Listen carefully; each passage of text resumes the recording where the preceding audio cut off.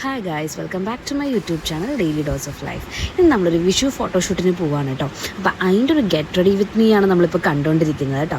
അങ്ങനെ കണ്ണൊക്കെ ഞാൻ അത്യാവശ്യം ഒരു ചെറിയ വാലൊക്കെ ഇട്ട് എഴുതുന്നുണ്ട് കേട്ടോ. അങ്ങനെ രണ്ട് കണ്ണും അവസാനം ഒരേ രീതിയിൽ ഏകദേശമൊക്കെ ഞാൻ ഒപ്പിച്ചിട്ടുണ്ട് കേട്ടോ.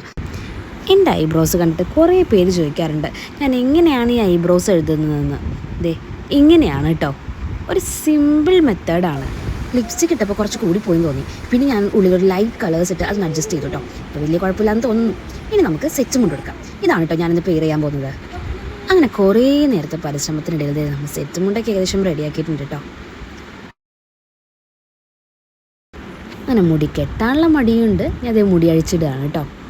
അങ്ങനെ അതേ കുറച്ച് പൗഡറും ഒരു കുഞ്ഞു പൊട്ടും ഒരു ജിമിക്കും കൂടി ഇട്ടിട്ട് നമ്മളുടെ ഈ get ready with me complete ആയിട്ടോ.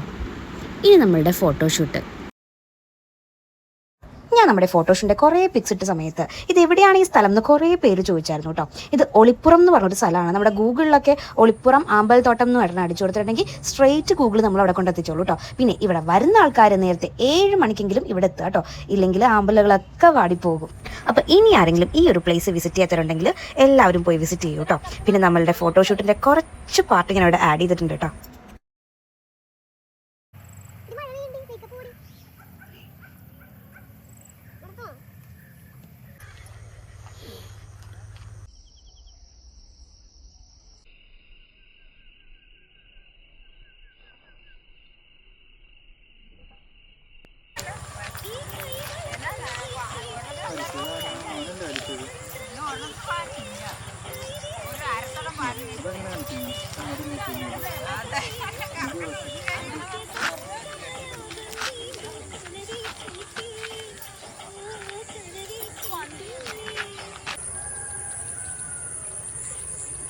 ഒരു ഫോട്ടോഷൂട്ടാണ് ഭാരത അങ്ങനെ ഫോട്ടോഷൂട്ടെല്ലാം കഴിഞ്ഞപ്പോൾ ഞങ്ങൾ നല്ലതുപോലെ ക്ഷീണിച്ചു കേട്ടോ.